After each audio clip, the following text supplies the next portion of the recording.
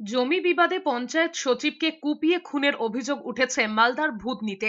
জানা গিয়েছে ভূতনির হীরানন্দপুর গ্রাম পঞ্চায়েতের গোবর্ধন টোলায় দুই জমি নিয়ে দুই পক্ষের মধ্যে সংঘর্ষ বাধে। অভিযোগ তখনই ভূতনির দক্ষিণ চণ্ডীপুর গ্রাম পঞ্চায়েতের পঞ্চায়েত সচিব কমল মণ্ডলকে কোপানো হয় বলে অভিযোগ। এছাড়া দুই পক্ষের আরো 6 জন আহত হন। এদের মধ্যে 3 জনের অবস্থা আশঙ্কাজনক। এদেরকে মালদা মেডিকেল কলেজ হাসপাতালে ভর্তি করা হয়েছে।